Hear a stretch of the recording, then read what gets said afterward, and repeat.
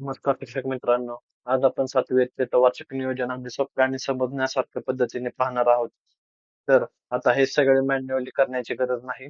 आमची वेबसाईट वापरा आणि फक्त 2 मिनिटातच तुमचं वार्षिक नियोजन तयार करा. सोपं, जलद आणि रेडी फॉर्मॅटमध्ये डाउनलोड करा. तर सगळ्यात पहिल्यांदा आपल्याला काय करायचं, वार्षिक नियोजनावर क्लिक करायचं. ते केल्यानंतर आज आपण 7वी इयत्तेचं वार्षिक नियोजन बघूया. तर ह्याच्यामध्ये तुम्हाला क्लास, सब्जेक्ट किंवा तासिका हे दिलेलं आहे. तर पहिल्या स्टेपमध्ये तुम्हाला क्लास सिलेक्ट करायचा आहे. मी 7वी इयत्ता सिलेक्ट करतो. त्याच्यामध्ये तुम्हाला मराठीमध्ये किंवा इंग्लिशमध्ये तुम्ही इथं टाईप करू शकता. तर मी इथे आता सामान्य विज्ञान हा विषय घेतो. आता हे मी ऑलरेडी लिहून ठेवलेलं आहे मराठीमध्ये. लॅपटॉपवर टाईप करायला थोडी अडचण येते. त्याच्यामुळे इथं मी कॉपी करतो आणि ते पेस्ट करतो. तर मराठी मीडियममधलं पाहिजे आपल्याला सामान्य विज्ञान, म्हणून पुढे मराठी लिहिलेलं आहे. तुम्हाला आता तासिका सिलेक्ट करायची की तुम्हाला आठवड्यामध्ये किती तास असतात सामान्य विज्ञानचे. त्यानुसार तुम्ही ती तासिका चेंज करू शकता. समजा आपण ते पास केली तासिका, तर त्यानंतर आपल्याला इथे कॅमेरा आणि गॅलरी ऑप्शन दिसत आहे. कॅमेरा हा ऑप्शन तुम्हाला मोबाईलवर जर तुम्ही ॲप्लिकेशन चालवत असाल, तर हा ऑप्शन उपयुक्त आहे.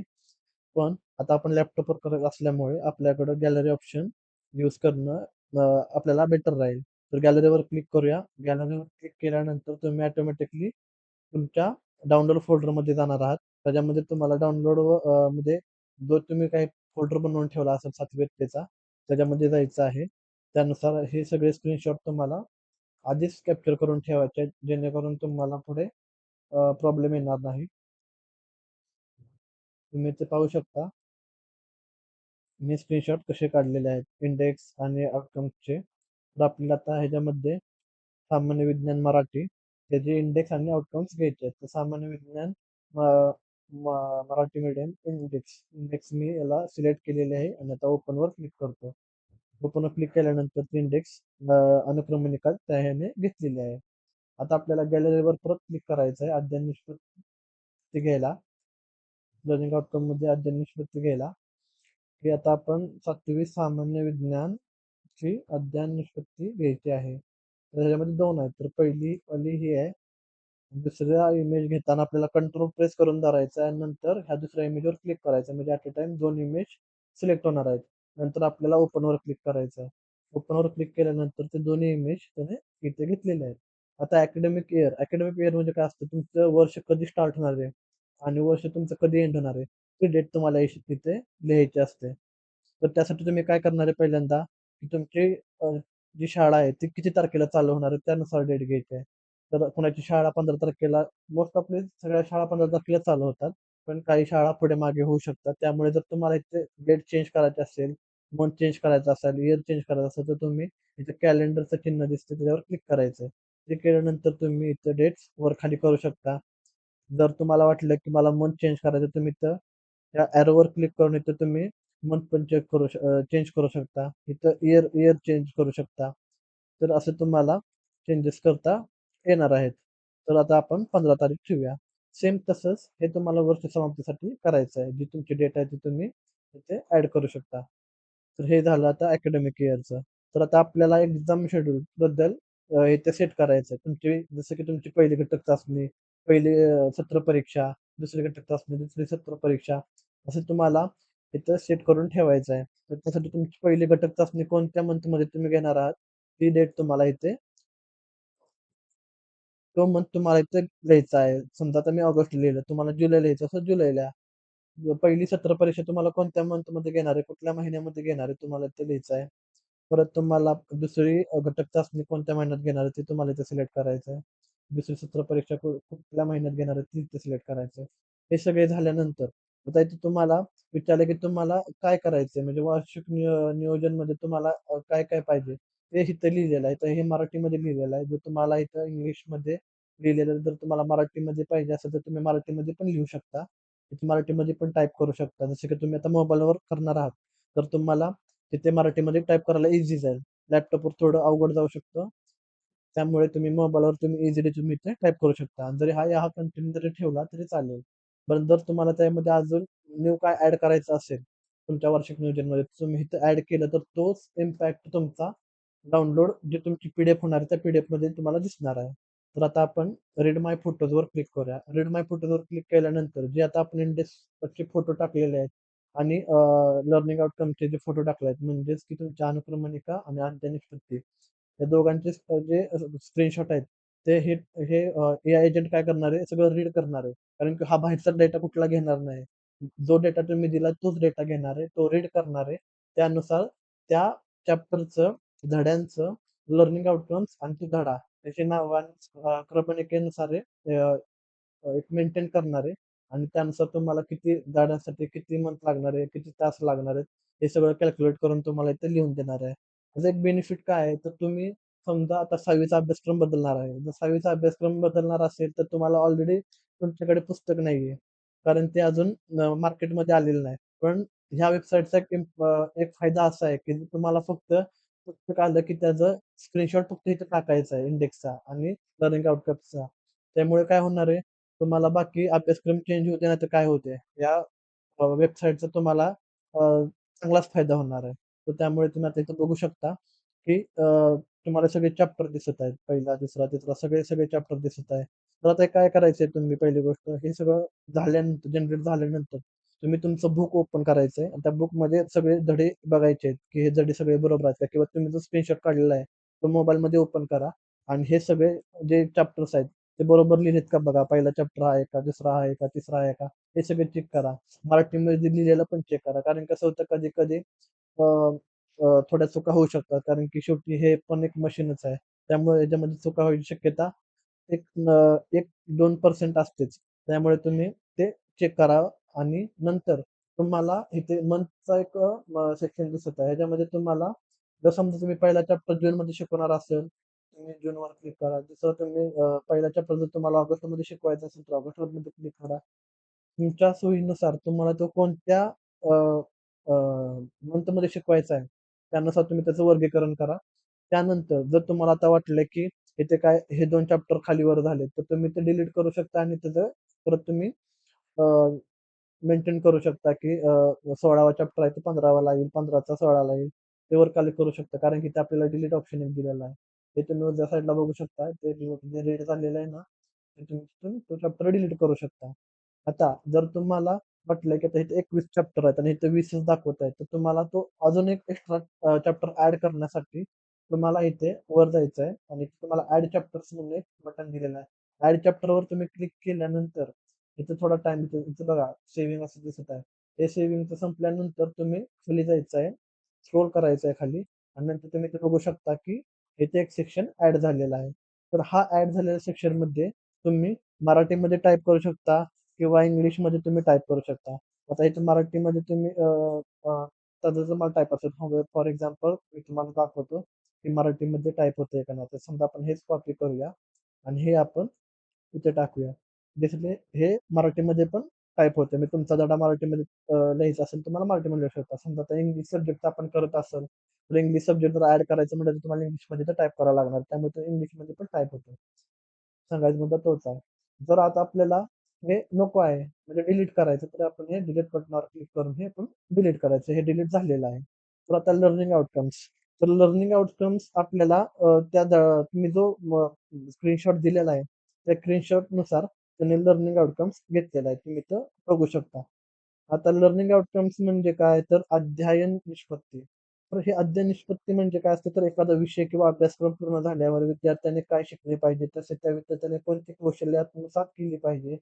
तसेच कोणत्या क्षमता विकसित झाल्या पाहिजे? त्याचे स्पष्ट मोजता येण्याजोगे विधान म्हणजेच अध्ययन निष्पत्ती. पण अध्ययन निष्पत्ती कोण ठरवतं? तर अध्ययन निष्पत्ती सहसा शैक्षणिक मंडळे किंवा अ, तज्ञ संस्था ठरवत असतात. तर मग आता हे अध्ययन त्याने आपण जे स्क्रीनशॉट दिला असेल त्यानुसार लिहिला. तर हे पण तुम्ही एकदा क्रॉस व्हेरिफाय करायचं, चेक करायचं तुमच्या मोबाईलमधल्या स्क्रीनशॉटमध्ये बघून, हे सगळे बरोबर लिहिलेलं आहे का? कुठे चुकी काय आहे का? कारण की हे तुम्ही चेक करणे का गरजेचं आहे? कारण की हे जे तुम्ही लिहिलेलं आहे, म्हणजे हे एआयने लिहिलेलं आहे, हेच तुम्हाला पी-डी-एफमध्ये दिसणार आहे डाउनलोड केल्यानंतर पी-डी-एफ. सो तुम्ही हे पहिल्यांदा सगळे नीट चेक करा. ह्याचे नंबर पण चेक करा आणि त्यानंतर तुम्हाला लास्टला इथे मासिक नियोजन पूर्वावलोकन दिसत आहे. म्हणजे कोणत्या मंथमध्ये किती धडे तुम्ही घेणार आहात, किती तास शिकाय तुम्हाला तास लागणार आहे, तुमचे कार्यदिवस किती आहेत, ते तुम्हाला इथे सगळं दिसत आहे. ते झाल्यानंतर आता आपल्याला काय करायचंय, कन्फर्म अँड जनरेटवर क्लिक करायचं आहे. तर हे तुम्हाला दिसण्यासाठी एक 30 दिवस तुम्हाला फ्री प्लॅन आहे. म्हणजे की तुम्हाला 30 दिवसामध्ये जर लॉग इन केल्यापासून तुम्हाला 30 दिवस फक्त फ्रीमध्ये 2च डॉक्युमेंट हे तुम्हाला प्रिव्ह्यू करताना म्हणजे बघता येणार आहे. डाउनलोड करता येणार नाही, पण बघता येणार आहे, की ॲटलीस्ट हे कसं दिसत आहे. हे सगळं बघण्यासाठी तुम्हाला 30 दिवसामध्ये लॉग इन केल्यानंतर 2दाच दिसणार आहे. नंतर तुम्हाला कन्फर्म अँड जनरेट प्लॅनवर क्लिक करायचं आहे. हे क्लिक केल्यानंतर आता हे तुम्हाला दिसत आहे, की ह्या पेजवर तुम्हाला एआय तुमचा आराखडा लिहित आहे. तर त्यांनी लिहायला सुरुवात केलेलं आहे. तर आता मित्रांनो तुम्ही म्हणत असाल, की मला माहीतच आहे, की अजूनही तुम्ही वार्षिक नियोजन बनवायला तासनतास घालवता आणि तरी शेवटी कन्फ्युजन राहतं, की तर मग तुम्ही हा व्हिडिओ बघून तुम्ही ते आत्मसात करू शकता, की प्रत्येक शिक्षकाला वर्षाच्या सुरुवातीला एक मोठं टेन्शन असतं, की वार्षिक नियोजन कसं बनवायचं, कोणत्या महिन्यात काय शिकवायचं, वर्किंग डेज, हॉलिडेज आणि सिलेबस बॅलन्स कसा करायचा. आणि खरं सांगायचं तर हे सगळं एक्सेल किंवा नोटबुक किंवा हाताने करायचं लिहायचं म्हणले तर खूपच वेळ जातो आणि छोट्या-छोट्या चुका होण्याची शक्यता पण खूपच जास्त असते. त्यातच आणखीन काही मोठ्या अडचणी येतात. शाळेचं काम, तपासणी, उपक्रम या कामामुळे प्लॅनिंग साठी थोडा वेळच मिळत नाही. साठी वेळ मिळत नाही. मोठा सिलेबस व्यवस्थित विभागताना गोंधळ होतो. विद्यार्थ्यांची पातळी वेगवेगळी असल्यामुळे एकाच प्लॅनिंग सगळ्यांना सूट होत नाही. लर्निंग आउटकम्स ठरवणं कठीण जातं. टीचिंग मेथड्स निवडताना कन्फ्युजन होतं. असेसमेंट कसं घ्यायचं हे नीट ठरवता येत नाही. साधनांची कमतरता असते. अचानक सुट्टी आणि कार्यक्रमामुळे प्लॅनिंग डिस्टर्ब होतं आणि डॉक्युमेंटेशनमध्ये खूप वेळ जातो. म्हणून मी एक वेबसाईट तयार केली आहे की स्टुकी आहे. जिथे तुम्ही फक्त 2 मिनिटात तुमचं पूर्ण वार्षिक नियोजन तयार करू शकता. या वेबसाईटमध्ये तुम्हाला फक्त क्लास निवडायचा आहे, सब्जेक्ट टाकायचा आणि बेसिक माहिती भरायची आहे. हे सगळं प्लॅनिंग आपोआप तयार होतं आणि एक महत्त्वाची गोष्ट म्हणजे तुम्ही जे रिपोर्ट डाउनलोड करता, त्याची प्रिंट काढून एका व्यवस्थित फाईल तयार करा. इन्स्पेक्शनच्या वेळी ही फाईल दाखवली तर तुमचं प्लॅनिंग प्लॅनिंग ऑर्गनाइज्ड दिसतं आणि शाळेचा एक चांगला प्रोफेशनल इम्पॅक्ट पडतो. या वेबसाईटचा फायदा काय? तर वेळ वाचतो, का कमी होतात, पूर्ण प्लॅनिंग व्यवस्थित मिळतं आणि वर्कलोड कमी होतो. म्हणूनच स्मार्ट वर्क करा. शिक्षक म्हणून आपल्याला प्लॅनिंगपेक्षा टीचिंगवर जास्त फोकस करायला पाहिजे ना, म्हणून ही वेबसाईट तुमचं काम सोपं करणार आहे. आता लगेच वेबसाईट वापरून बघा आणि ह्या वेबसाईटची लिंक मी तुम्हाला डिस्क्रिप्शनमध्ये तर देणारच आहे. तर तुम्ही आता इथे बघू शकता, की हे प्रत्येक महिन्याचं ह्याने आराखडा लिहिलेला आहे, लिहीत आहे. आता मार्च महिन्याचा आराखडा लिहायचं चालू आहे. तर मित्रांनो मला सांगायचं एवढंच आहे, की तुम्हाला डॉक्युमेंटेशन प्रॉपर तुम्हाला जर ठेवायचं असेल आणि वेळ कमी घालवायचा असेल, तर तुम्ही ही वेबसाईट नक्की वापरायला हवी. त्यामुळे तुम्हाला शिकवण्यावर जास्त भर देता येणार आहे.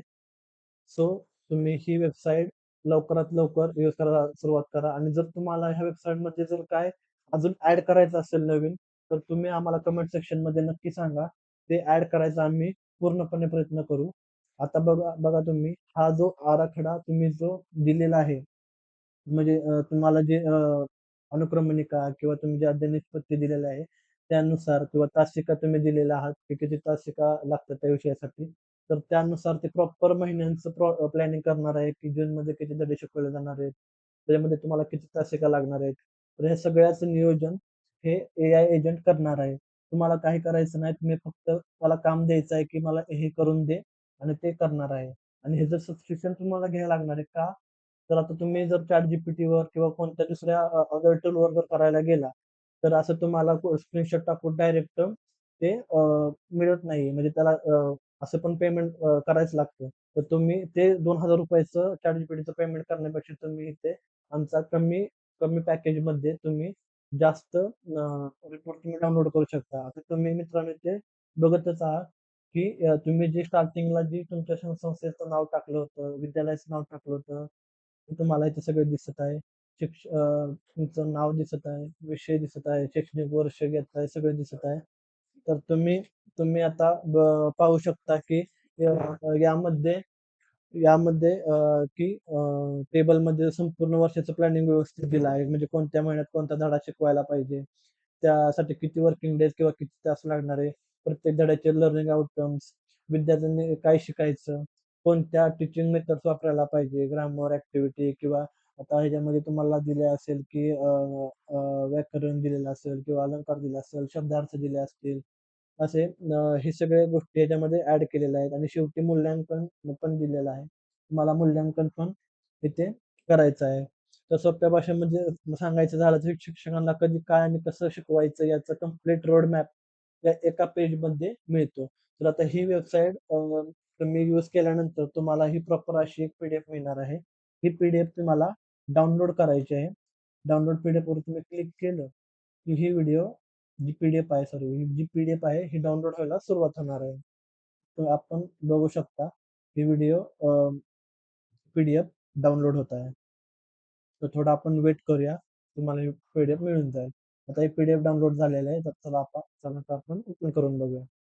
तर तुम्ही आता बघू शकता की ही पीडीएफ कशी डाउनलोड झालेली आहे आणि कशी दिसत आहे.